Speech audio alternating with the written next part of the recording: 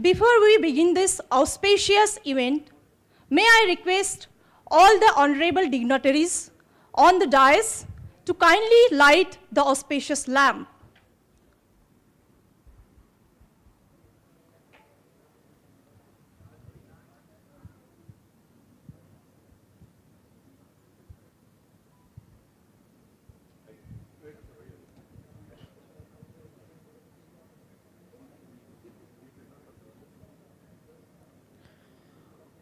ओम चंद्रमा मनसो जातक चक्षो सूर्यो वजायता सोत्रान् वायुसा प्राणसमुखादग्निरजायता ओम अग्निर्देवता वातो देवता सूर्यो देवता चंद्रमा देवता वसवो देवता रुद्रा देवता द्वितीया देवता मरुतो देवता विश्वे देवा देवतां बृहस्पतिर्देवतेन्द्रो देवता वरुणो देवता इदगुं हविः व्रजननं मे असुदसभिरगुं सर्वगणगुं स्वस्तयात्मसने व्रजासने पशुसने लोकसन्नवयसने अग्निः व्रजां बहुलां मे करोत्पन्नं भयोरेतसमः सुदक्ता ओम दीपो ज्योतिर्ब्रह्मा दीपो ज्योतिजनार्दना दीपो हरमेत् पापं पूजा दीपं नमोस्तुते शुभं करोतु कल्याणम् आरोग्यं सुखसम्पदा सत्यपत्यविनाशाय पूजा दीपं नमोस्तुते मंगलपतये नमः सिद्धिविनायकाय नमः चंदनस्तु महत्पुण्यं पवित्रं पावनासनमावदाहर्ते नित्यं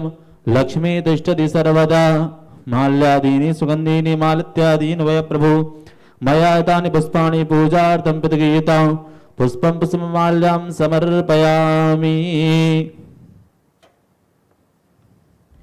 ओमोखदिः प्रतिमोदितवमस्पतिः प्रसूपरिः असवायि वसद्वरिर्विरुदः पारश्लवः सम्पूजकानां परिपालकानां जितेन्द्रियाणां च तपूदनानां देशे च राष्ट्रे च कुले च राज्ञौ करोतु सान्द्रभगवन् गणेशं भगवती गङ्गलपते नमः सिद्धिविनायकाय नमः गन्धाक्षतपुष्पाणि सम्पूजयामि प्रार्थना पूर्वकं नमस्कारं करोमि प्रणमामि।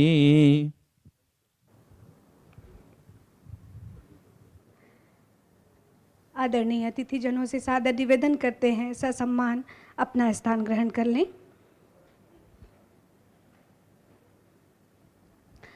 भारत की आज़ादी के 100वें वर्षगांठ में वर्ष 2047 तक भारत को एक विकसित इकाई में बदलने के लक्ष्य एवं दृष्टिकोण को प्राप्त करने में किन चुनौतियों से हमें गुजरना होगा और उसका समाधान हम कैसे कर पाएंगे, इन्हीं मुख्य तथ्यों पर आधारित आज के इस राष्ट्रीय संगोष्ठी में सर्वप्रथम विश्वविद्यालय के माननीय कुलाधिपति एवं संरक्षक अनंत श्री विभूषित संत शिरोमणि श्री रविशंकर जी महाराज जी के पावन चरणों में वंदन करते हैं, जिनकी प्रेरणा एवं आशीर्वाद से यह विश्वविद्यालय नवीन विषयों के साथ जुड़कर निरंतर प्रगति पथ पर अग्रसर हो रहा है। भारतवर्ष की गौरवशाली परंपरा में अतिथि देवो भव की परंपरा सर्वश्रेष्ठ रही है। इसी परंपरा का निर्वहन करते हुए माननीय कुलपति महोदय प्रोफेसर एस.के. सिंह सर से सादर निवेदन करते हैं कि आज हमारे बीच मंचासीन मुख्य अतिथि माननीय कुलपति कुशाभाऊ ठाकरे जनसंचार एवं पत्रकारिता विश्वविद्यालय रायपुर प्रोफेसर बलदेव भाई शर्मा सर को पुष्पगुच्छ भेंट कर पूरे विश्वविद्यालय परिवार की ओर से स्वागत एवं अभिनंदन करें।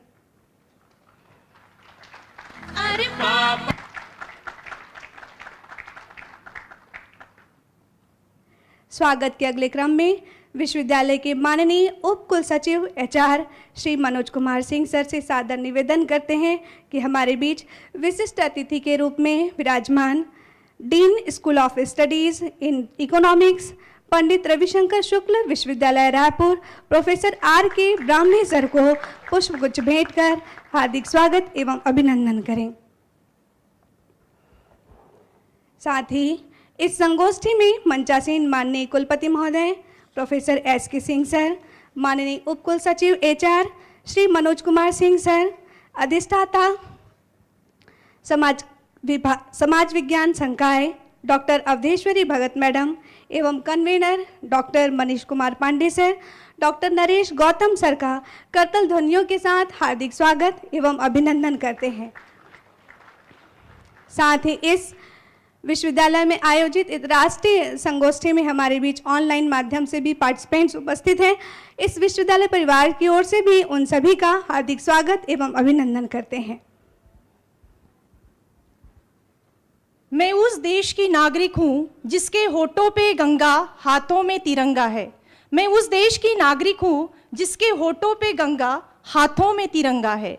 वह देश जो कभी सत्यम शिवम सुंदरम, कभी वंदे मातरम, कभी पंजाब सिंध गुजरात मराठा द्राविड़ उत्कल बंग है। मैं उस देश की नागरिक हूँ जो हर ठुकराए हुए की शरणस्थली बन जाता है और 7 समंदर पार परदेशियों को भी अपने ब्रदर एंड सिस्टर कहकर बुलाता है। यही प्रेम की पूज्य भूमि भारतवर्ष कहलाता है, भारतवर्ष कहलाता है।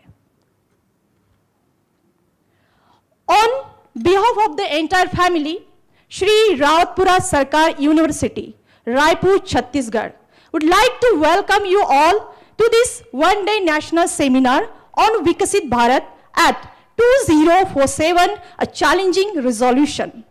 This seminar is collaborated with Internal Quality Assurance Cell, IQAC, and organized by Faculty of Social Sciences, SRU. Again, a very warm welcome to you all present here. कार्यक्रम के अगले क्रम में आप सभी से सादर निवेदन है कि राज्य गीत के सम्मान में अपने स्थान पर खड़े हो जाइए।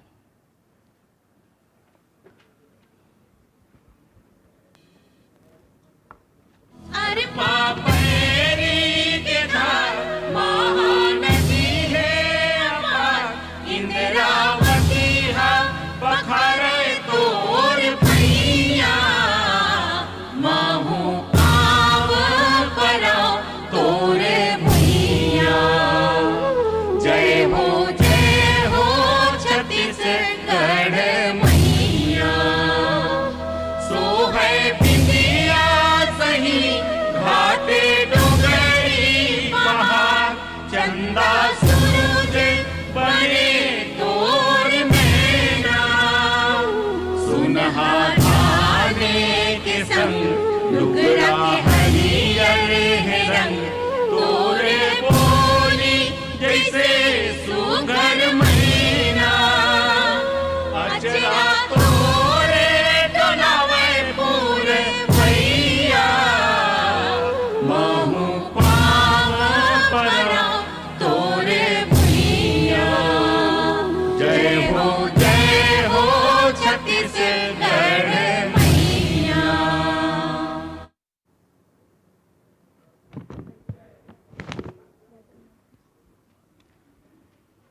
Now, I would like to invite the Honorable Vice Chancellor, Professor Dr. S.K. Singh sir, for the welcome address.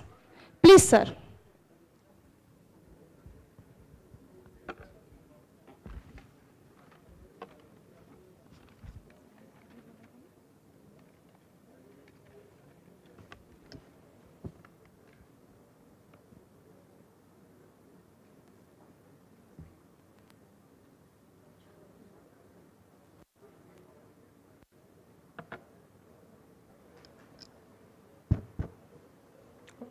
Thank you. सर्वप्रथम मैं ज्ञान और विवेक की अधिष्ठात्री देवी मां सरस्वती का स्मरण करते हुए इस विश्वविद्यालय के संस्थापक और माननीय कुलाधिपति महाराज श्री के चरण कमलों में वंदन और नमन करता हूं। इस एक दिवसीय राष्ट्रीय सेमिनार के उद्घाटन के अवसर पर मुख्य अतिथि के रूप में उपस्थित अति सम्मानीय professor Baldev Raj Sharma ji, the honourable vice chancellor of Kushabhau Thakre university. Guest of honour के रूप में उपस्थित professor R.K. Brahme ji, the honourable dean school of studies of economics, Pandit Ravishankar Shukla university Raipur. Also sitting on the dais, the Deputy Registrar of the University, Sri Manoj Kumar Singh ji, the Dean Faculty of Social Sciences, Dr. Avdheshwari Bhagat ji, the convener of this program, Dr. Manish Pandey, and the co-convener, Dr. Naresh Gautam. And sitting in front of me in the audience, my dear colleagues from our own university, the participants who are representing different institutions from the different part of the country. Especially, I have been told that a large number of participants will be joining this one-day seminar online. So at the very outset, I, on behalf of the university and also on my own behalf, extend a very warm welcome to honorable guests sitting on the dais and also the participants who have joined this one-day seminar. विश्वविद्यालय परिवार विशेष रूप से professor Baldev Rao Sharma ji का और हमारे आज के guest of honour doctor R.K. Brahme ji का विशेष रूप से आभारी है कि उन्होंने अपने व्यस्तम समय से निकाल करके इस एकेडमिक कार्य के लिए यहाँ अपनी उपस्थिति दर्ज की है. And I believe that his presence would add a lot of value to this academic event. साथ ही साथ मैं विश्वविद्यालय परिवार की तरफ से उन सभी पार्टिसिपेंट्स का जो कि विभिन्न संस्थाओं से आए हुए हैं, विभिन्न स्थानों से आए हुए हैं, आइदर फिजिकल मोड में है, ऑफलाइन मोड में है, ऑनलाइन मोड में है, उनका मैं बहुत बहुत स्वागत करता हूं. मैं फैकल्टी ऑफ सोशल साइंसेस को और इंटरनल क्वालिटी एश्योरेंस सेल दोनों को बधाई देना चाहता हूं इस एक दिवसीय नेशनल सेमिनार के आयोजन के लिए. विशेष रूप से जो टॉपिक इसके लिए चुना गया है, विकसित भारत 2047 अ चैलेंजिंग रिजोल्यूशन. जैसा कि आप जानते हैं कि 2047 में हमारा देश आज़ादी के 100 वर्ष पूरा करेगा और हम लोगों ने इस अमृत महोत्सव काल में ये संकल्प लिया है कि 2047 तक हमारा देश एक विकसित राष्ट्र के रूप में मजबूती से खड़ा होगा. तो ये संकल्प चुनौती भरा है, आसान संकल्प नहीं है, चुनौती भरा हुआ है. जैसा कि आप जानते हैं कि India is the 5th largest economy of the world और कहा जा रहा है, और इसकी जो जीडीपी है, ग्रॉस डोमेस्टिक प्रोडक्ट है, it is approaching to almost 4 trillion. 2025-2027 तक ये जीडीपी 5 ट्रिलियन से ज़्यादा हो जाएगी. And once our GDP exceeds 5 trillion US dollar, we would become the 3rd largest economy of the world. तो ये तो एक पक्ष हुआ, क्योंकि जब हम विकसित भारत की कल्पना करते हैं या किसी विकसित देश की परिकल्पना करते हैं तो हम सिर्फ इकोनॉमिक प्रॉस्पेरिटी की बात नहीं कर सकते हैं. हम ये विकसित भारत को सिर्फ जीडीपी और पर कैपिटा इनकम के रूप में नहीं देख सकते हैं, कुछ दूसरे मापदंड भी हमको देखना चाहिए. जैसे कि आप जानते हैं कि अभी हाल ही में 20 मार्च को वर्ल्ड हैप्पीनेस रिपोर्ट प्रकाशित की गई है और भारत 143 देशों में भारत का स्थान 126वां है. तो आप यह देख सकते हैं कि अगर हम संपूर्ण विकास की तरफ बढ़ना चाहते हैं तो हमें इकोनॉमिक डेवलपमेंट के साथ साथ इन पैरामीटर्स पे भी अपने को खरा उतारना होगा. 126वां स्थान है 143 देशों में जो लेटेस्ट आया हुआ है हैप्पीनेस. इस हैप्पीनेस इंडेक्स पे आप देखेंगे तो सर्वोपरि में वो छोटे छोटे देश हैं, नीदरलैंड है, डेनमार्क है, फिनलैंड है.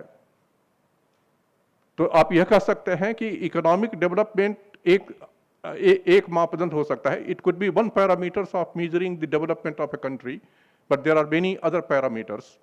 And if we think of a holistic development, हमें उस happiness index को भी देखना पड़ेगा. एक इंडेक्स आप लोग जानते होंगे, ह्यूमन डेवलपमेंट इंडेक्स, जो माने किसी देश के जो मानव संसाधन है उनके विकास को इंगित करता है. उसकी भी रिपोर्ट अभी हाल ही में आई है 13 मार्च 2024 को. उसमें अपने देश का स्थान है 134th. तो कहीं न कहीं हमें एक तरफ तो हमें बढ़ाना है अपनी जीडीपी को. 2027 में 5 ट्रिलियन US डॉलर को क्रॉस करते हुए we would become the 3rd largest economy of the world. ऐसा अनुमान लगाया जा रहा है कि 2047 तक जो भारत का जो जीडीपी होगी, it will be around 30 trillion and it will be one of the biggest economy of the world, strongest economy of the world, एक टर्म में कहा जा रहा है. लेकिन हमारा पॉपुलेशन भी उसी के हिसाब से बढ़ रहा है. ऐसी उम्मीद की जा रही है कि 2047 में भारत का पॉपुलेशन 1.7 बिलियन हो जाएगा. अभी आप लोगों ने एक रिपोर्ट पढ़ा होगा कि हाल ही में, पहले हम लोग कहा जाता था कि हमारा जो है विश्व में दूसरे सबसे बड़े जनसंख्या के हिसाब से हम राष्ट्र हैं. Recently we have exceeded, we have crossed over the China. Now we have become the most populous country of the world. 1.44 हमारा हो गया. जब हम इस तरह की विकास की बात करते हैं तो हमें इसीलिए ये टॉपिक बहुत हमें अच्छा लगता है कि हम लोगों ने संकल्प तो लिया है कि 2047 में हम भारत को एक विकसित राष्ट्र के रूप में देखेंगे, लेकिन ये संकल्प उतना आसान नहीं है, संकल्प ज़्यादा कठोर है. और जब हम विकसित राष्ट्र की परिकल्पना करेंगे तो सिर्फ इकोनॉमिक प्रॉस्पेरिटी, जीडीपी और पर कैपिटा इनकम की ही बात नहीं करेंगे, दूसरे पैरामीटर्स भी करेंगे जो कि वर्ल्ड में माने जाते हैं. हैप्पीनेस इंडेक्स की बात हम कर सकते हैं, हम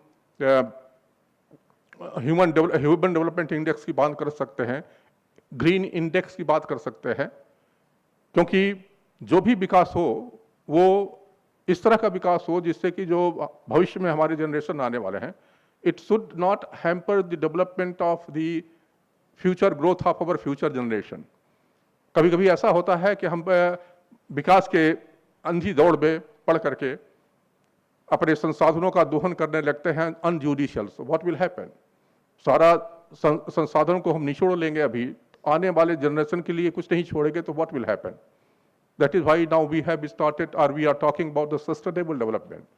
माने a development which could happen without hampering the interest of the future generation. तो ये सारे मुद्दों पे काफ़ी लोग यहाँ पे बैठे हुए हैं, सारे डिफरेंट पेपर्स हैं, and I have been told that more than 100-200 participants would be there, online और offline board.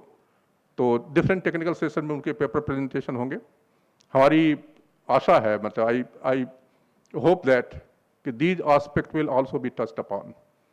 It should not be focused on the Viksit Bharat based on the economic development only in terms of GDP, only in terms of per capita income, but it should also take care of the other parameters such as the Green Index, Happiness Index, Human Development Index. Once again, I take this opportunity to welcome our honorable guest, Professor Baldev Bhai Sharma ji and Professor R.K. Brahme ji, and also the delegates from the different institutions. Thank you. Thank you, sir, for the igniting words of wisdom and all inspiration for conducting this seminar. Thank you. तत्पश्चात राष्ट्रीय संगोष्ठी के विषय वस्तु एवं रूपरेखा से हम सभी को अवगत कराने हेतु प्रोग्राम के convener and head the department of political science doctor Manish Kumar Pandey sir को सादर आमंत्रित करती हूं.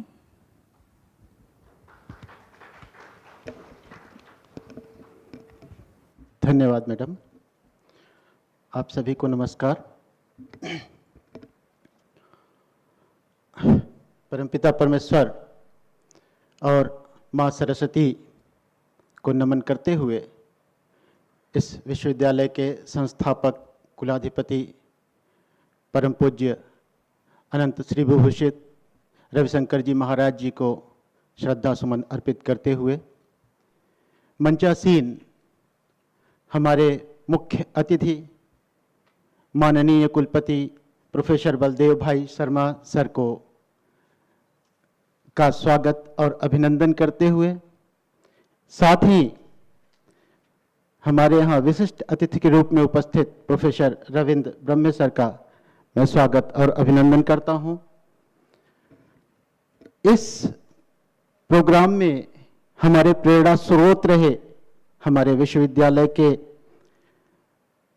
इस विश्वविद्यालय के मार्गदर्शिता हमारे विश्वविद्यालय के कुलपति महोदय प्रोफेसर एस.के. सिंह सर का इस मंच पर स्वागत और अभिनंदन है.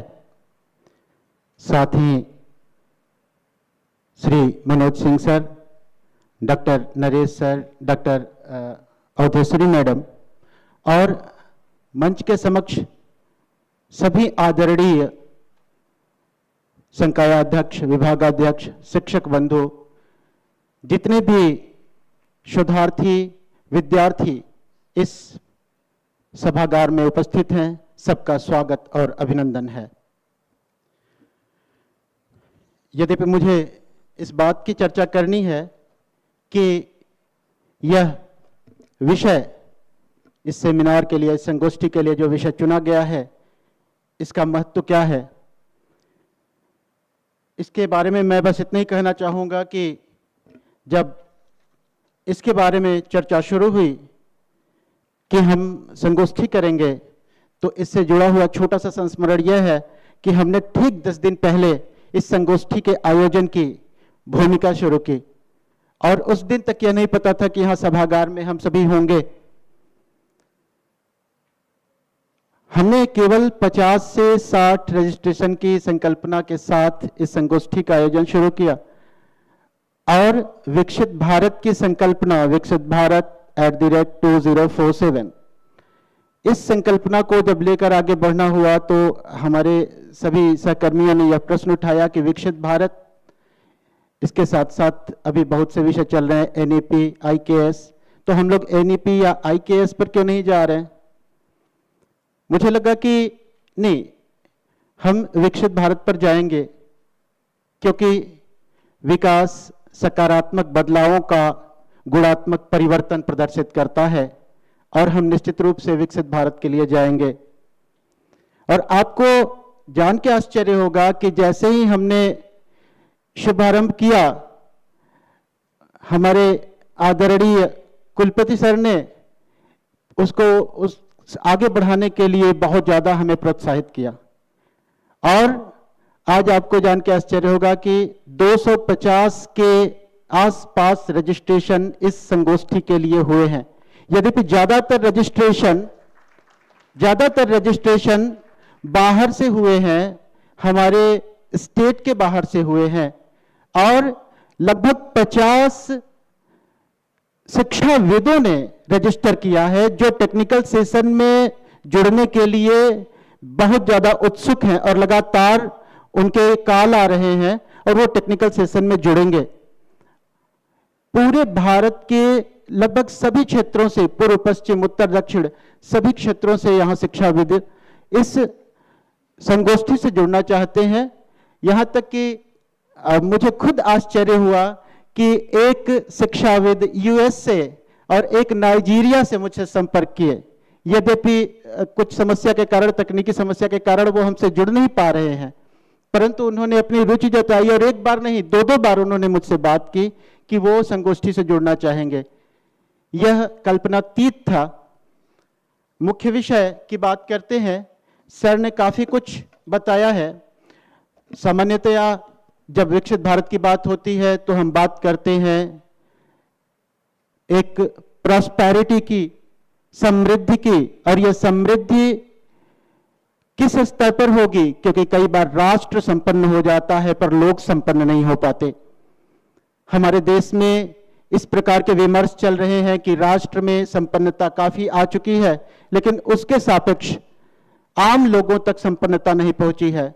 इसीलिए मूल विषय वस्तु मैंने अ चैलेंजिंग रिजोल्यूशन सेलेक्ट किया।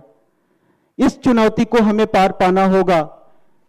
सारी अधिकांश बातें सर ने जो कही, जो बदलाव हो रहे हैं आर्थिक क्षेत्र में, वो बदलाव अवश्यंभावी हैं, लेकिन हमें दूसरी तरफ भी देखना है। हमारे यहाँ आज भी जो समस्याएं देखने को मिल रही हैं सामाजिक क्षेत्र में, उन समस्याओं का निदान कैसे होगा। मूल विषय यह है, क्या हम इस प्रगति के साथ वो सारे सामंजस्य बना पाएंगे जिसमें आम आदमी जो छोर पर खड़ा है, किनारे पर खड़ा है, सड़क पर खड़ा है, जिसके पास रोटियां नहीं है, छत नहीं है, मकान नहीं है, विकसित भारत में उसके पास वो सब कुछ होगा, वो विश्वास होगा। और जो हमारी मूल सामाजिक समस्याएं जिनका निदान अब तक हम नहीं कर पाए हैं या जिनकी तरफ हमारे प्रयास तो चल रहे हैं पर आशातीत बदलाव देखने को अभी तक नहीं मिले हैं, जिसमें गरीबी है, बेरोजगारी है, जातीय विभेद हैं, जो सामाजिक वैषम्य और वैमनस्य है, क्या हम उसका निदान कर पाएंगे? क्योंकि बदलाव, आर्थिक बदलाव, आर्थिक विकास केवल विकास नहीं है। यदि समाज में स्थिरता नहीं, शांति नहीं, तो निश्चित रूप से दूसरे प्रकार के विकास किसी भी मायने के नहीं होंगे। इसी संदर्भ में ये संपूर्ण संगोष्ठी रखी गई है और हमारे पास समयाभाव है। अधिक प्रकाश न डालते हुए हम अपने मुख्य अतिथि और विशिष्ट अतिथि को सुनेंगे। इसी शब्दों के साथ धन्यवाद, और हम पुनः अपने मुख्य अतिथि महोदय और विशिष्ट अतिथि महोदय का स्वागत और अभिनंदन करते हैं। धन्यवाद। बहुत बहुत धन्यवाद सर। संकल्पना से अधिक प्रतिभागियों की सहभागिता भी कार्यक्रम को सफल बनाने में महत्वपूर्ण योगदान रहता है और साथ ही विषय से संबंधित जागरूकता और सजगता को भी परिलक्षित करता है, और यह हम सभी के लिए गौरव का क्षण है कि इतने विद्यार्थी और प्रतिभागियों की सहभागिता हम सभी को मिली है। बहुत बहुत धन्यवाद सर। विशिष्ट अतिथि के रूप में हमारे बीच मंचासीन एक ऐसे व्यक्तित्व का आगमन हम सभी के बीच हुआ है जिन्होंने न सिर्फ अकादमिक उपलब्धियों को प्राप्त किया है, साथ ही साथ उपलब्धियों के लिए निरंतर अग्रसर भी हैं, चाहे वे शोध के क्षेत्र हों या फिर किसी भी आयोग या समिति के सदस्य के रूप में हों। जैसे हम सभी के बीच विशिष्ट अतिथि के रूप में विराजमान doctor R.K. Brahme sir, working group of planning commission Chhattisgarh, industrial development committee Chhattisgarh, regional direct tax committee Chhattisgarh. आप इन सभी समितियों एवं आयोग के सदस्य के रूप में अपनी सेवाएं दे रहे हैं। साथ ही हम सभी के लिए सौभाग्य है कि आप जैसे व्यक्तित्व का आगमन हम सभी के बीच हुआ और आप 3 जर्नल्स के एडिटोरियल बोर्ड के मेंबर्स भी हैं और विभिन्न क्षेत्र में, शोध के क्षेत्र में, चाहे अकादमिक क्षेत्र में उपलब्धियों को प्राप्त कर रहे हैं और साथ ही वर्तमान में general secretary Indian economic association के पद पर आसीन है। साथ ही school of studies in economics Pandit Ravishankar Shukla Vishwavidyalaya Raipur Chhattisgarh में आप प्रोफेसर एवं डीन के पद पर आसीन हैं। आपका आगमन हम सभी के लिए सौभाग्य का विषय है और इन्हीं संक्षिप्त परिचय के साथ विशिष्ट उद्बोधन हेतु आपको सादर आमंत्रित करते हैं आदरणीय सर।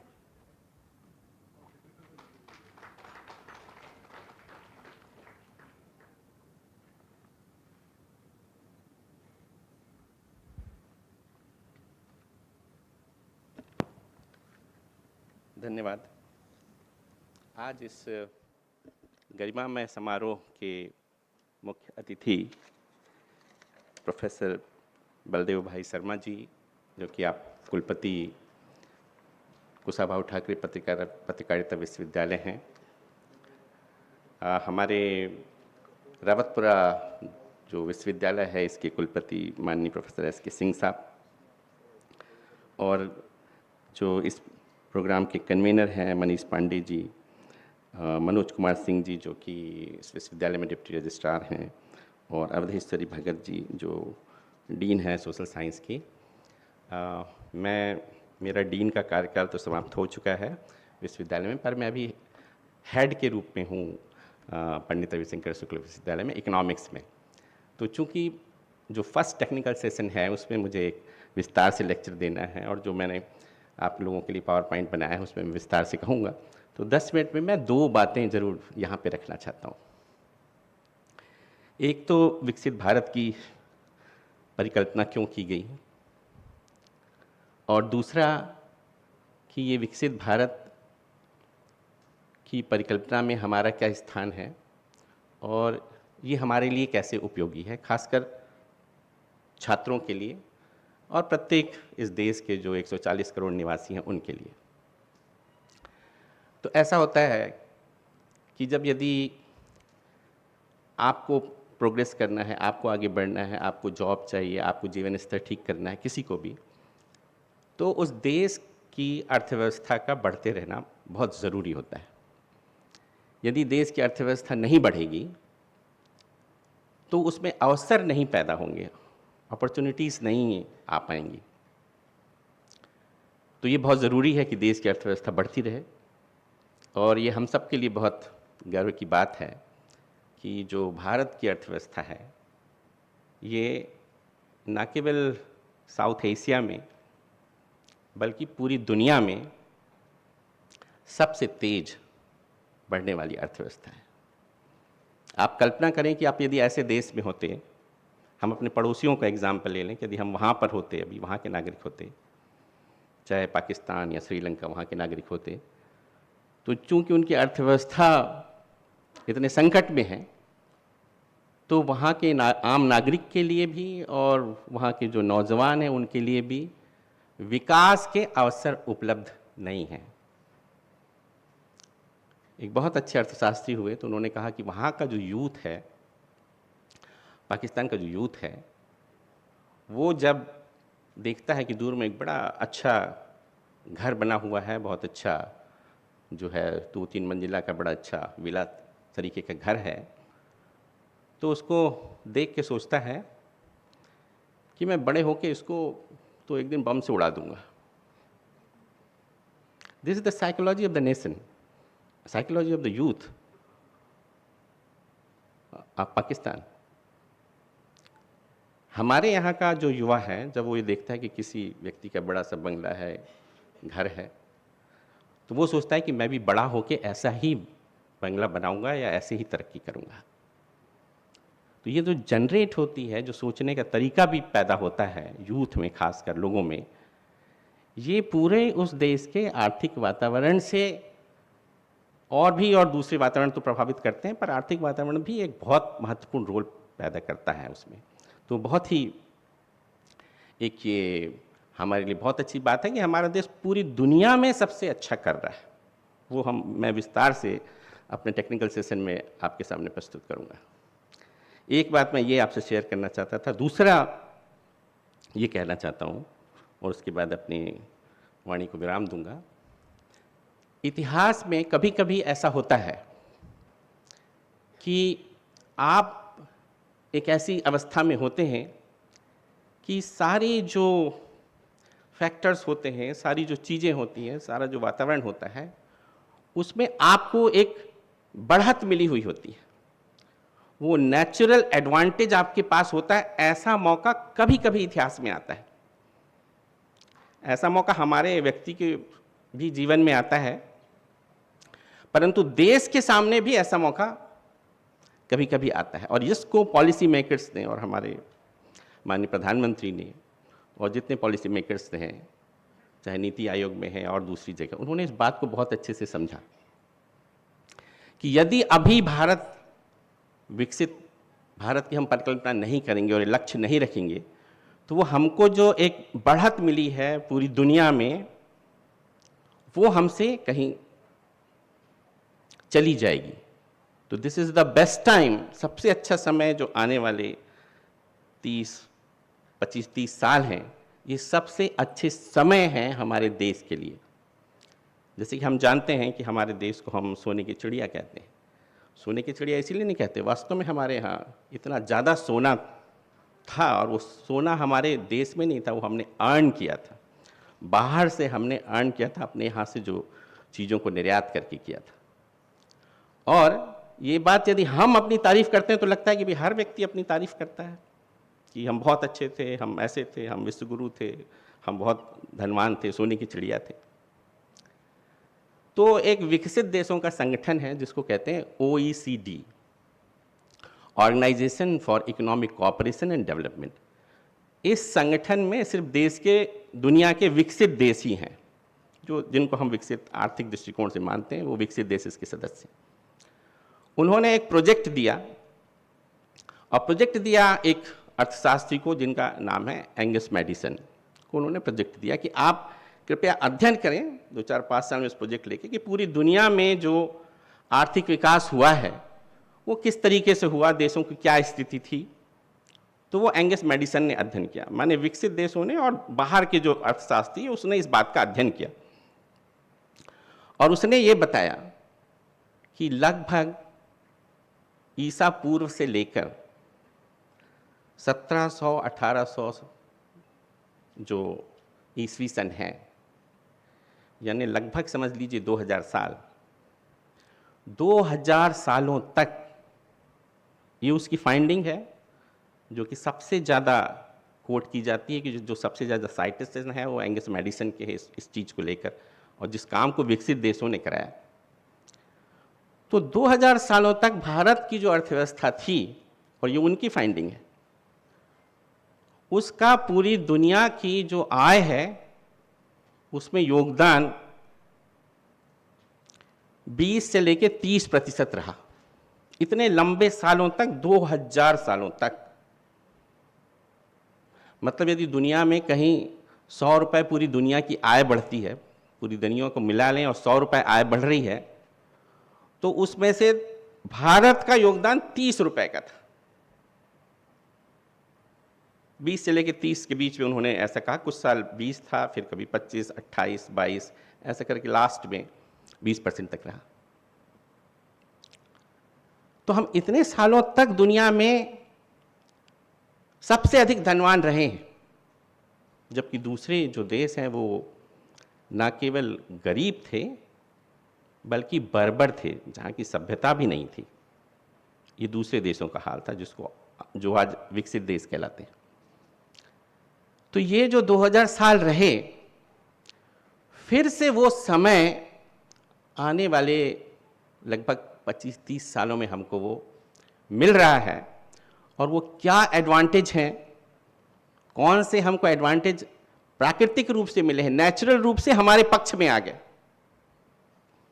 जिसमें एक तो जो चर्चा हुई थी कि हमारी जनसंख्या सबसे ज़्यादा है, ना केवल जनसंख्या सबसे ज़्यादा है, हमारे यहाँ यूथ सबसे ज़्यादा होने वाले हैं।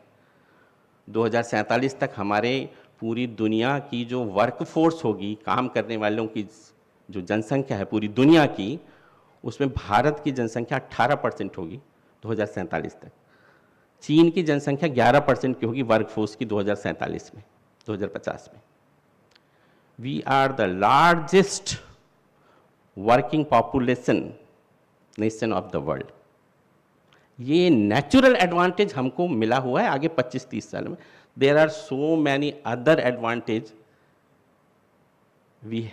we are going to have in next 25 or 30 years. So that I will explain in my lecture in first technical session. So ये दो बातें मैं सिर्फ शेयर करना चाहता था कि कुछ ऐसी चीज़ हैं जो हमारे को स्वाभाविक रूप से मिल रही है, हमारे पक्ष में हो रही है, और यदि हम अभी इसका उपयोग नहीं करेंगे, लाभ यदि नहीं लेंगे, तो ये एक अवसर जो मिला है वो चला जाएगा। इसीलिए सभी पॉलिसी मेकर्स ने इसको कहा कि this is the right time that we go for a Viksit Bharat. Thank you very much.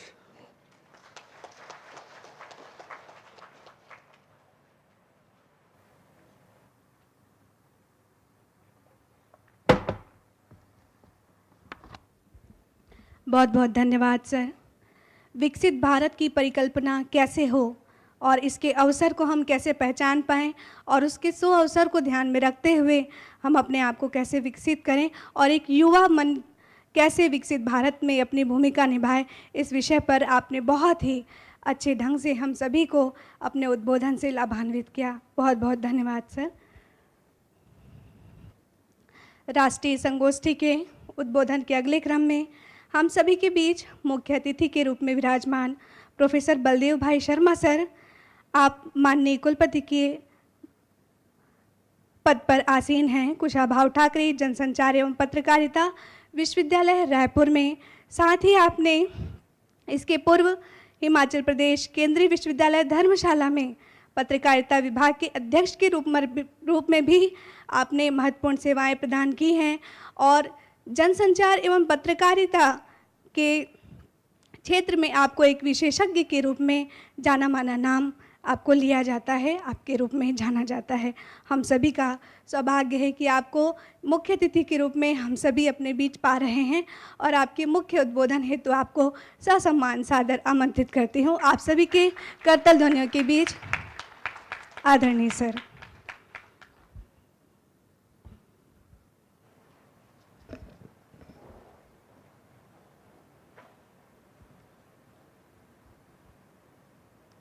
पूज्य महाराज श्री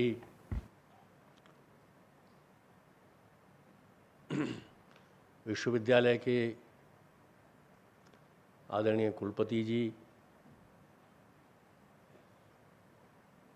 आज के कार्यक्रम के विशिष्ट अतिथि श्रीमान ब्राह्मे जी, डॉक्टर अवधेश्वरी जी, मनोज सिंह जी, नरेश गौतम जी,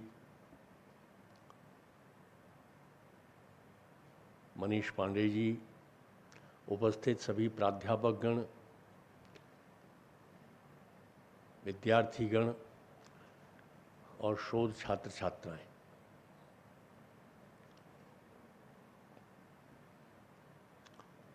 श्री रावतपुरा सरकार विश्वविद्यालय को मैं धन्यवाद देना चाहूँगा कि उन्होंने एक बहुत सटीक और सामयिक विषय पर ये संगोष्ठी रखी है। और आज जब पूरी दुनिया में भारत का पुनरोदय काल है, सारा विश्व भारत की ओर बहुत उम्मीदों भरी नज़र से देख रहा है। भारत विश्व की सबसे तेजी से बढ़ती हुई अर्थव्यवस्था मानी जा रही है। और इतना ही नहीं, जिस देश में रूस और अमेरिका जैसे खेमों में दुनिया को बांट दिया गया था, जहां इनकी चौधराहट चलती थी, वहां अगर यूक्रेन रूस का युद्ध होता है या इजराइल और हमास के बीच में युद्ध होता है, तो सारी दुनिया भारत की ओर देखती है कि भारत के प्रधानमंत्री इन युद्धों को समाप्त करने में भूमिका निभाएं। ये भारत की शक्ति है। पिछले 10 वर्षों में भारत को एक ऐसी सामर्थ्य संपन्न राष्ट्रीय शक्ति के रूप में खड़ा किया जाना, ये हम सब के लिए बहुत गर्व की बात है। और इसलिए सभी देशवासियों को, विशेषकर अकादमिक क्षेत्र से जुड़े जो लोग हैं, शैक्षणिक संस्थान हैं, उनको भारत की एक सर्वोन्नत स्थिति के निर्माण में भूमिका निभानी चाहिए।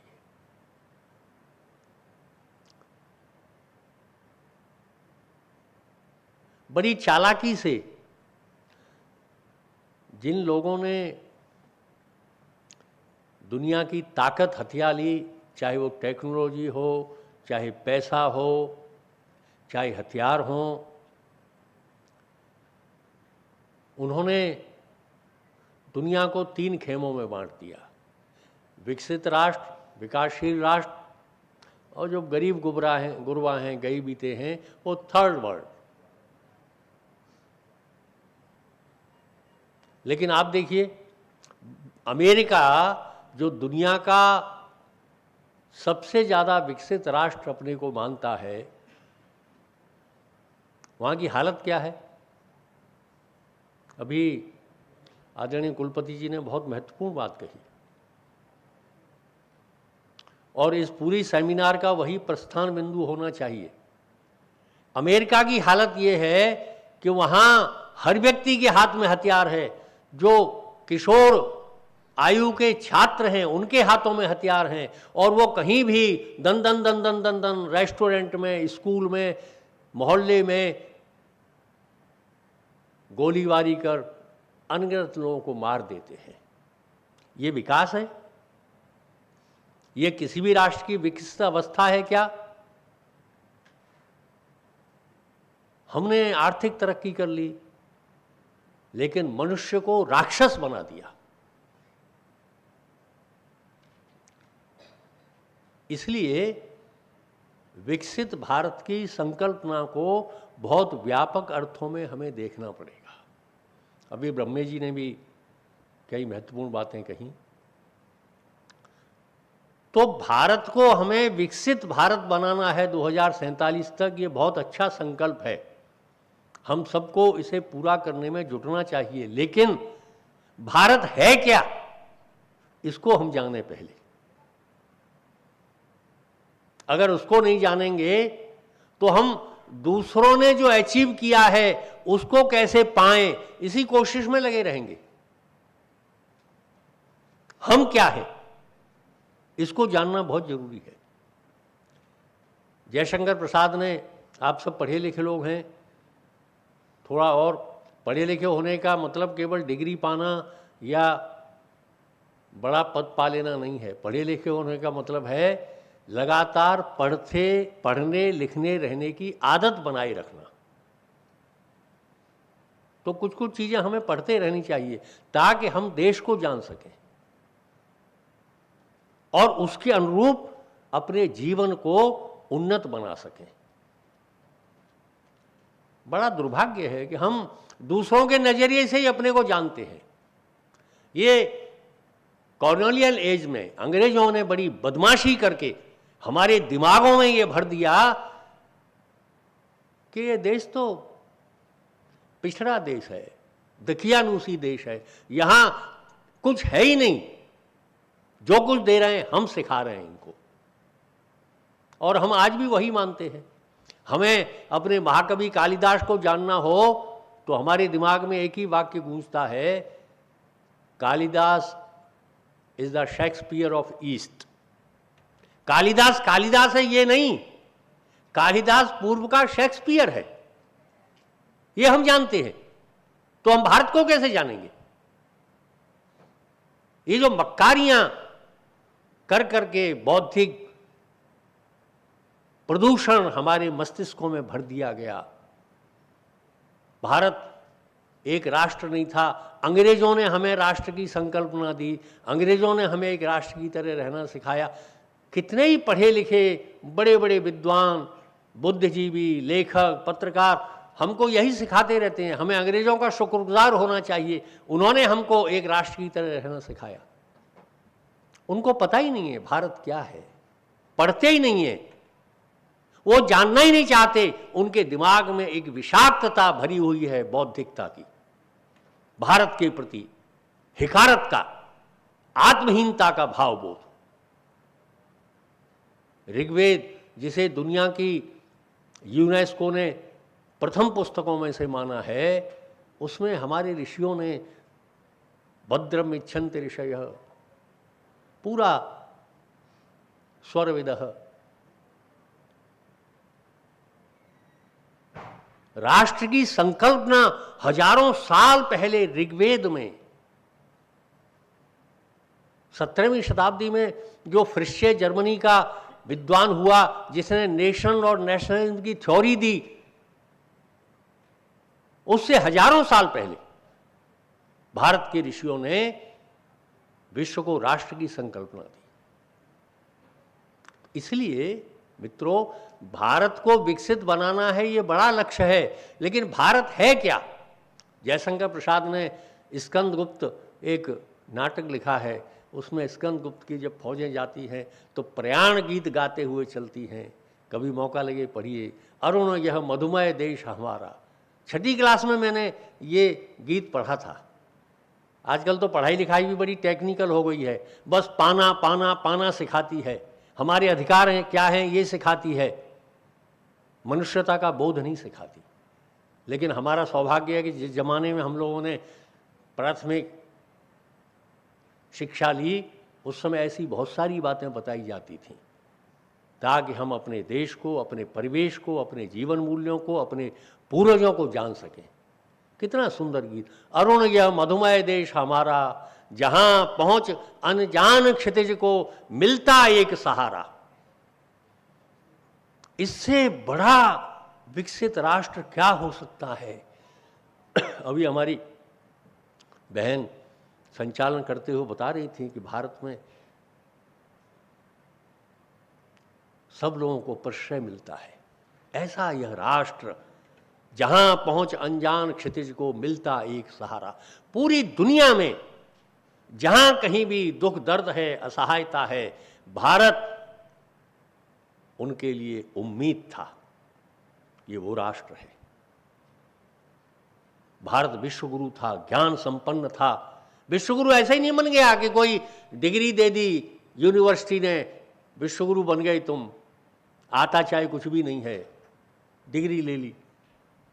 भारत के ज्ञान को, मनुष्यता के बोध को, विश्व कल्याण की संकल्पना को जो भारत के ऋषियों ने भारतीय ज्ञान परंपरा से निःसृत की, उनको विश्व ने जाना और माना कि भारत ही वह देश है जो पूरी दुनिया में सुख, सौहार्द और शांति का विस्तार कर सकता है। तब भारत विश्वगुरु बना। भारत की संपन्नता की बातें अभी हमारे सामने आई। पुरानी बातें छोड़ दीजिए, जब ईस्ट इंडिया कंपनी भारत में आई, ये डॉक्यूमेंट है, तब भारत की जीडीपी का विश्व की जीडीपी में योगदान 25% था। अंग्रेजों ने खूब लूटा इस देश को और 1947 में जब अंग्रेज भारत का सर्वनाश करके यहां से गए तो भारत की जीडीपी 4 थी। आप अनुमान लगाइए इससे भारत की सामर्थ्य का। शक्ति संपन्नता में आज अमेरिका से सब डरते हैं, सारी दुनिया में हथियार बेचता है, कोई हिम्मत नहीं करता अमेरिका के साथ खड़े हो। लेकिन भारत की शक्ति संपन्नता, एक कवि ने लिखा है, न यह समझो कि हिंदुस्तान की तलवार सोई है, जिसे सुनकर दहलती थी कभी छाती सिकंदर की, जिसे सुन शत्रु की फौजें बिहरती थीं, सिहरती थीं, विसर्जन की शरण ले डूबती नावें उभरती थीं, कि जिसकी चोट से नीली हुई आकाश की छाती, न यह समझो कि हिंदुस्तान की तलवार सोई है। ये वो भारतवर्ष है। भारत विश्वगुरु था, सोने की चिड़िया था, शक्ति संपन्नता में अजेय था, लेकिन हमारी दुर्बलताओं से मुट्ठी भर लोगों के द्वारा पुर्तगीज, डच, हूण, शक, न जाने कौन कौन, मंगोल, फिर अंग्रेज, न जाने कौन कौन आकर यहां कब्जा करके बैठ के मालिक बन गए इस देश के। और आज भी हमको वही पढ़ाया जाता है, वही मालिक थे, हम तो कबीले थे। भारत को जानिए, तब हम अपना प्रस्थान बिंदु तय करेंगे। विकास माने क्या? विकास केवल पैसा कमाना नहीं होता है। बहुत अच्छी बात कही आदरणीय कुलपति जी ने। अगर पैसा कमाना विकास होता तो जो पैमाना बना दिया गया उसमें हम कहीं आते ही नहीं। एक कवि ने भारत के बारे में क्यों लिखा? कुछ बात है कि हस्ती मिटती नहीं हमारी, सदियों रहा है दुश्मन दौरे जहां हमारा, हजारों वर्षों से ये राष्ट्र खड़ा हुआ है। एतद् देश प्रसूतस्य सकाशादग्र जन्मना। हमारे विद्यार्थियों को, शिक्षकों को ये सब जानना चाहिए। बड़ी चालाकी से संस्कृत भाषा को बाहर कर दिया गया, क्योंकि संस्कृत के ज्ञान के द्वारा ही हम भारतवर्ष के ऐश्वर्य को, भारतवर्ष के ज्ञान को जान सकेंगे। इसलिए उसको मृत भाषा बता दो, पंडितों की भाषा बता दो। सबसे सरल भाषा है। विश्व के वैज्ञानिक मानते हैं कि जब कंप्यूटर आया तो कंप्यूटर की जावा और जो भाषाएं हैं उनसे ज्यादा फैमिलियर भाषा संस्कृत है। लेकिन हम नहीं मानते। हम तो हिंदी के नाम से भी मुंह पिचका देते हैं। मेरी हिंदी बहुत अच्छी नहीं है। हिंदी अच्छी बुरी क्या होती है? आप सब बोल रहे हैं, यहां देखिए इतनी बढ़िया हिंदी ये दोनों बहनें बोल रही हैं। मुझे आश्चर्य हो रहा है कि ये केवल आज के कार्यक्रम के लिए रटी गई है हिंदी या स्वाभाविक हिंदी है। कैसे कैसे शब्द प्रयोग हो रहे हैं। अभी मनीष पांडे ने भी 2-3 शब्द बहुत अच्छे प्रयोग किए अपनी भाषा में। तो भारत ये केवल धरती पर एक देश बन गया, जनसंख्या हो गई, भूखंड हो गया, मित्रों ये वो भारत नहीं है। हमारे ऋषियों ने कहा एतद् देश प्रसूतस्य सकाशादग्र जन्मना स्वं स्वं चरितम शिक्षेरन पृथिव्याः सर्वमानवाः। ये वो देश है जो दैव ने प्रादुर्भूत किया सारी दुनिया को अपने चरित्र के माध्यम से महान बनाने का दायित्व देकर। हम उस देश के, हम उन पूर्वजों के वंशज हैं। ये स्वाभिमान तो पैदा करो अपने अंतःकरण में, तब हम विकसित भारत, जो भी संकल्पना हमने रखी है, उसको प्राप्त करेंगे। हम तो विकसित से भी बहुत ज्यादा विकसित राष्ट्र रहे हैं, आज उसको अनुभूति करने की आवश्यकता है। और ये आप कहेंगे क्या पुरानी बातें लेकर बैठ गए, वेद की, इसकी उसकी।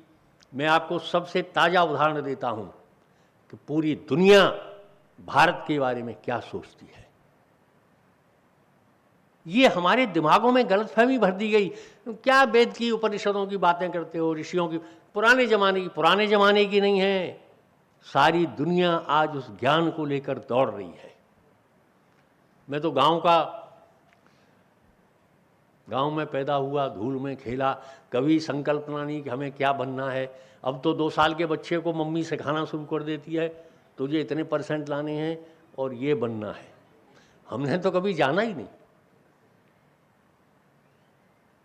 लेकिन उस वातावरण में से हमने अपने देश के प्रति, अपने समाज के प्रति एक भावबोध, और उसके कारण पढ़ाई लिखाई करते हुए भी हम बहुत सारी ऐसी पुस्तकें पढ़ते रहे जिनसे हम भारत को जान सकें। और जो हमारे ऋषियों ने लिखा वो केवल त्याज्य नहीं है, उपनिषद है, वेद है, क्या करना, पुरानी बातें हैं, जमाना बहुत बदल गया, अब तो डेटाज पावर कहा जाता है कि नहीं। जिसके पास नॉलेज है, डेटा है, वही शक्तिशाली है। अर्नाल्ड टाइनबी इंग्लैंड के बहुत बड़े इतिहासकार हैं, ब्रिटिश इतिहासकार, और दुनिया के जाने माने समाज विज्ञानी है। उन्होंने एक पुस्तक लिखी है, ए स्टडी ऑफ हिस्ट्री। उस पुस्तक में बहुत वर्णन है पूरी दुनिया के आर्थिक सामाजिक स्थितियों का विवेचन है। अंत में वो लिखते हैं कि सारी दुनिया ने बहुत तरक्की कर ली, औद्योगिक क्रांति आई, देश बहुत आगे बढ़ गए, साधन संपन्नता बढ़ गई, लेकिन इस सब के कारण पूरी दुनिया के देशों में स्वार्थ का जो टकराव पैदा हुआ है, उसने दुनिया को इस एटॉमिक एज में विनाश के कगार पर लाकर खड़ा कर दिया है। विनाश से अगर इस दुनिया को कोई बचा सकता है, वो भारत का विचार है। ये हमारे ऋषियों ने नहीं कहा, ये इस शताब्दी में टाइनबी लिख रहे हैं। हमारे ऋषियों के उस ज्ञान की दूरदर्शिता को आप पहचानिए, जिसको दकियानुसी कहकर हमसे छुड़वा दिया गया, और इसलिए भारत को जानिए। अंत में एक उदाहरण देकर मैं अपनी बात पूरी करता हूं। जापान टेक्नोलॉजी में, अर्थ संपन्नता में दुनिया के अग्रणी राष्ट्रों में से एक है। हम सब जानते हैं, छोटा सा देश है, लेकिन दुनिया में बड़ा स्थान उसका है। नागासाकी हिरोशिमा की बर्बादी के बाद 50 साल पूर्ण होने पर जापान कहाँ से कहाँ पहुँच गया, उन्होंने एक पुस्तक निकाली है। इसलिए मैं बार बार कहता हूँ, पुस्तकें पढ़िए, पढ़ने की आदत डालिए। कोर्स पढ़ लिया, पाठ्यक्रम पढ़ लिया, बच्चों को पढ़ा दिया, ये कोई पढ़ाई लिखाई थोड़ी है। तो नौकरी कर रहे हैं, नौकरी पानी है तो पढ़ना ही है, ये पढ़ना नहीं है। कुछ और भी पढ़िए, मनुष्यता के बारे में, देश के बारे में, संस्कृति के बारे में, दुनिया के बारे में। जापान ने एक पुस्तक निकाली, इनक्रेडिबल जापान। हमारे यहाँ तो जगह जगह पोस्टर लगे रहते हैं, इनक्रेडिबल इंडिया। वो उसमें यही सिखाते हैं कि जो विदेशी अतिथि आ रहे हैं उनका सम्मान करो। लेकिन इनक्रेडिबल जापान पुस्तक में बहुत विस्तार से जापान की तरक्की का पूरा विवरण है, और उसका जो एडिटोरियल है उसमें बहुत महत्वपूर्ण बात लिखी है। उन्होंने लिखा है कि आज दुनिया आर्थिक तरक्की के कारण जापान को जानती है, लेकिन जापान इस आर्थिक तरक्की के कारण महान राष्ट्र नहीं बना। जापान महान बना है अपने नागरिकों के राष्ट्र के प्रति कमिटमेंट के कारण। ये जो कमिटमेंट है, ये मेरा देश है, ये मेरा समाज है, इनके लिए मुझे जीना है, बेईमानी नहीं करूंगा, कामचोरी नहीं करूंगा, राग द्वेष में लिप्त होकर दूसरों की जड़ें नहीं काटूंगा। राष्ट्र की उन्नति, मेरी उन्नति, ये जो नागरिक दायित्व बोध है उसने जापान को महान बनाया। और इसलिए इन सब चीजों को समझने की आवश्यकता है। और विकसित की सर्वोच्च संकल्पना, दो पंक्तियां मैं सुनाना चाहूंगा। जयशंकर प्रसाद ने कामायनी महाकाव्य में लिखी है। मनु का अवतरण होता है, चारों तरफ जल प्रलय, मनु नाव में बीच में खड़े हैं। मुझे देव ने यहाँ क्यों भेजा? यहाँ तो नीचे पैर रखने की जगह नहीं है, पानी ही पानी है। मनु के मन की दुविधा भांप कर देव उद्घोषणा करता है। जयशंकर प्रसाद ने बड़ी सुंदर पंक्तियां, पूरी दुनिया का साहित्य उसके सामने शून्य है इन दो पंक्तियों के। और भारत का दृष्टिकोण, विकास की संकल्पना क्या हो सकती है, ये दो पंक्तियां। औरों को हंसते देखो मनु, देव कहता है मनु से, कहाँ तुम भ्रम में पड़े हुए हो, क्या करना है क्या नहीं करना, ये सूत्र वाक्य है तुम्हारे जीवन का, तुमको यही करना है और यही भारत का लक्ष्य है। औरों को हंसते देखो मनु, हंसो और सुख पाओ, अपने सुख को विस्तृत कर लो, जग को सुखी बनाओ। विकसित राष्ट्र की ये संकल्पना है। अमेरिका की तरह नहीं कि हम विकसित राष्ट्र बन गए तो दुनिया हमसे डरे। भारत के विकास की संकल्पना है कि हम सुखी हों, सारे विश्व को सुखी बनाएं। ये भावबोध धीरे धीरे शिक्षक के नाते, विद्यार्थी के नाते, शोधार्थी के नाते हमें अपने अंतःकरण में जगाना होगा। और मैं हमेशा बोलता हूँ, भारत को उन्नत राष्ट्र बनाना है तो भारत को जानो, भारत को मानो और भारत के बनो। आप सबके बीच मुझे आने का अवसर मिला, इसके लिए विश्वविद्यालय प्रशासन का मैं बहुत हृदय से आभार व्यक्त करता हूँ। नमस्कार। बहुत बहुत धन्यवाद सर। किसी राष्ट्र के विकसित अवस्था के सही स्वरूप को, सही प्रारूप को हमारे समक्ष आपने रखा। और किसी राष्ट्र की लौकिक विकास सिर्फ हो जाने से वो विकसित राष्ट्र बन जाए, ऐसा नहीं है। अलौकिक तत्वों को और भारत के अलौकिक मूलभूत तत्वों को साथ में लेकर ही विकसित भारत का स्वरूप हम जान पाएंगे और विकसित भारत 2047 में जन्म हो पाएगा उसका। विकसित भारत के लिए कर्तव्य बोध, भाव बोध और आपके उत्कृष्ट उद्बोधन के लिए हम सभी विश्वविद्यालय परिवार आपका सादर आभार व्यक्त करते हैं। करतल ध्वनियों के साथ पुनः आपका उद्बोधन हम सभी के लिए बहुत ही प्रेरणाप्रद रहा। कार्यक्रम के अगले क्रम में विभिन्न संस्थानों एवं राज्यों से हमारे बीच इस राष्ट्रीय संगोष्ठी में एब्स्ट्रैक्ट जमा किए गए हैं और उनके प्रोसीडिंग्स का विमोचन किया जाएगा सम्माननीय अतिथियों के द्वारा।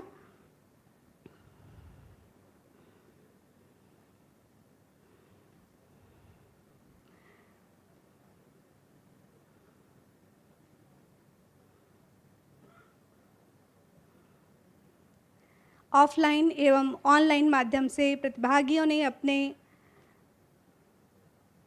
शोध सारांश को इस संगोष्ठी के लिए प्रस्तुत किया है, जिसके प्रोसीडिंग्स का विमोचन यहाँ से किया जा रहा है।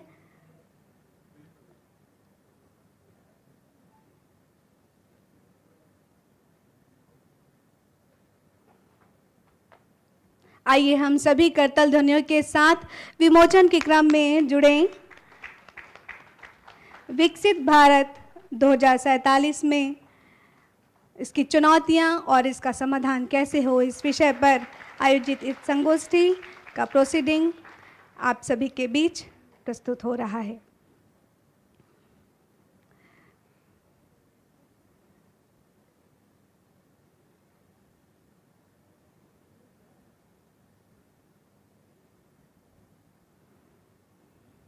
बहुत बहुत धन्यवाद। राष्ट्रीय संगोष्ठी के इन पलों को और आप सभी सम्मान्य जनों के आगमन को हम सभी अपने स्मृति में संजो कर रखें, इसीलिए यह विश्वविद्यालय परिवार आपका सम्मान करना चाहता है।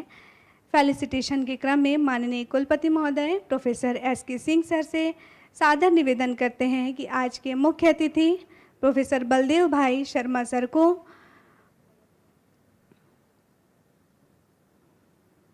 प्रतीक चिन्ह, गुरु प्रसाद, शॉल एवं श्रीफल द्वारा सम्मान भेंट करें और यह सम्मान पदार्थ रूप में सिर्फ यह प्रतीत नहीं करता कि यह कार्यक्रम यहीं पर समाप्त होता है और इस बात का प्रतीक है कि आपका आगमन एक परिवार के सदस्य के रूप में विश्वविद्यालय परिवार में होता रहेगा। आपका मार्गदर्शन विश्वविद्यालय को, विद्यार्थियों को, शोधार्थियों को एवं सभी आचार्यों को सतत रूप में मिलता रहेगा। बहुत बहुत धन्यवाद सर। साथ ही माननीय उप कुल सचिव महोदय HR Shri M.K. Singh sir से सादर निवेदन करते हैं कि आज के विशिष्ट अतिथि प्रोफेसर R.K. ब्रह्मे सर को भी प्रतीक चिन्ह, शॉल एवं श्रीफल गुरु प्रसाद द्वारा सम्मान करेंगे। यह सम्मान प्रतिनिधित्व के रूप में सर के द्वारा किया जा रहा है। करतल ध्वनियों के साथ इस सम्मान के क्रम में हम सभी जुड़ेंगे।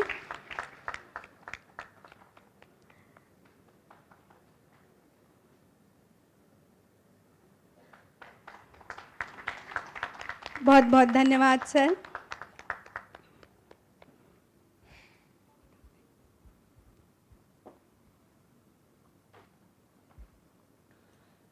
इस उद्घाटन सत्र के अंतिम क्रम में धन्यवाद ज्ञापन हेतु हमारे deputy registrar HR Shri Manoj Kumar Singh sir को सादर आमंत्रित करती हूँ।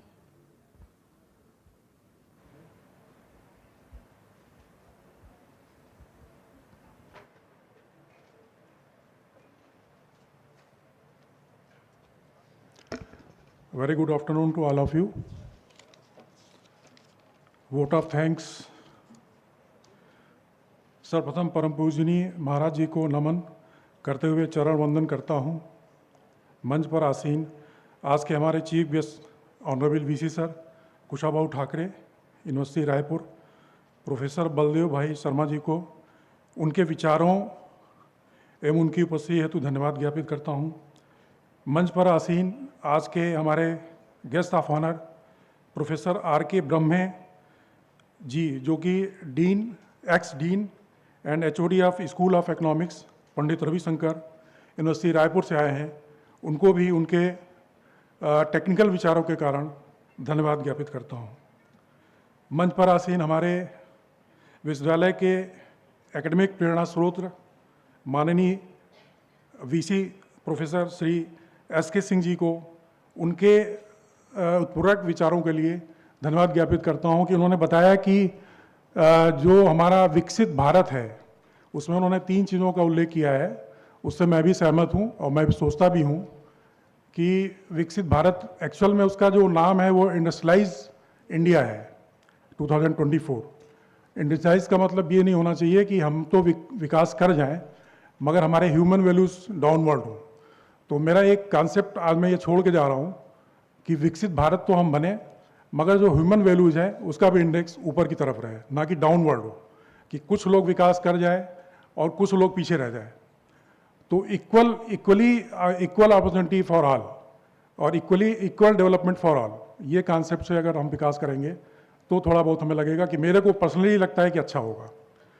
इसके अलावा इस कार्यक्रम के संयोजन हेतु जिन लोगों ने बहुत अतुलनीय काम किया है उसमें डॉक्टर मनीष पांडे, डॉक्टर नरेश गौतम और हमारी dean social science doctor Avdheshwari भगत। इसके अलावा और भी लोग हैं जो इसमें इन्वॉल्व हैं जिन्होंने बड़ा मेहनत किया है। That is organisation secretary doctor Anjali Yadav, head department of sociology. Organising secretary में ही doctor Pushpa Bharti, head department of economics. Secretaries में miss Samprati Bhattacharya, head department of psychology. Doctor Chitra Pandey, assistant professor department of psychology. Doctor Sujata Ghosh. Organisation member में जितने भी organisation member थे उनको मेरी तरफ से फिर से धन्यवाद मैं देना चाहूँगा। इसके अलावा जितने भी पार्टिसिपेंट्स अभी हमें बताया गया स्टेज पर कि नियर अबाउट 250 पार्टिसिपेंट इसमें आए हुए हैं ऑनलाइन ऑफलाइन, उन सभी को मैं धन्यवाद ज्ञापित करता हूँ। थैंक यू, धन्यवाद। बहुत बहुत धन्यवाद सर। इस प्रकार आज के इस उद्घाटन सत्र का समापन यहीं पर होता है। सम्मानीय अतिथियों की आज्ञा अनुसार आगे के सेशन में पैनल प्रेजेंटेशन है, जिसमें हमारे बीच सभी प्रतिभागीगण मौजूद होंगे। साथ ही अध्यक्षता में हमारे बीच एक्सपर्ट होंगे और की नोट स्पीकर्स होंगे। और इस कार्यक्रम में आदरणीय मुख्य अतिथि महोदय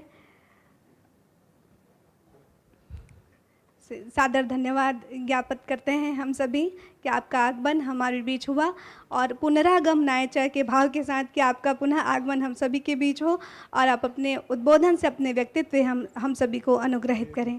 बहुत बहुत धन्यवाद सर। जो सभागार में उपस्थित हैं, जितने भी प्रतिभागी हैं, विद्यार्थी, शोधार्थी एवं सभी फैकल्टीज, उन सभी से निवेदन है कि इस सेशन में आप सभी की उपस्थिति प्रार्थनीय है। आप सभी रहेंगे। एक मार्मिक अपील, कल मैंने एक फैमिली ग्रुप में नोटिस डाला था। एक हमारे कलीग हैं मिस्टर पिंटू कुमार, जिनकी की हालत बहुत ख़राब है, वो आईसीयू में एडमिट हैं, शायद परसों से एडमिट हैं वो। तो उनको कुछ ब्लड की ज़रूरत थी, जिसके लिए हम लोगों ने निलयम में कुछ व्यवस्था की गई है, जहाँ पे कि ब्लड आप दे सकते हैं। मगर मैं ये नहीं कहूँगा कि अभी तुरंत चले जाइए, मतलब 1 बाय 1 जिसको जैसा लगता है कि अगर वो देना चाहते हैं तो please contact Nilayam. Okay, thank you.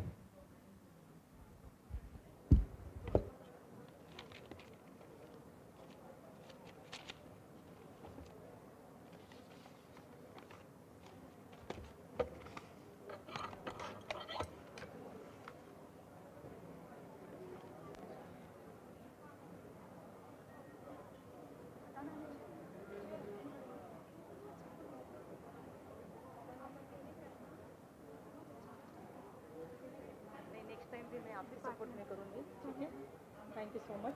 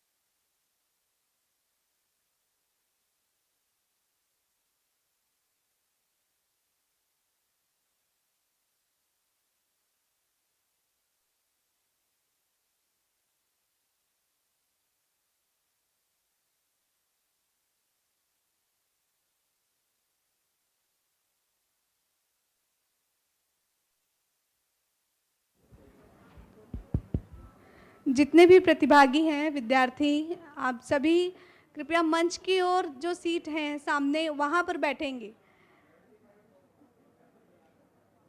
तुरंत अगले सेशन की तैयारी हो चुकी है, यहाँ पर स्टार्ट होने ही वाला है। आप सभी इस तरफ आएंगे। एनसीसी कैडेट्स एक्टिव रहेंगे, आप खड़े हो जाइए, सभी को सामने की तरफ लाइए, सामने बैठेंगे सभी।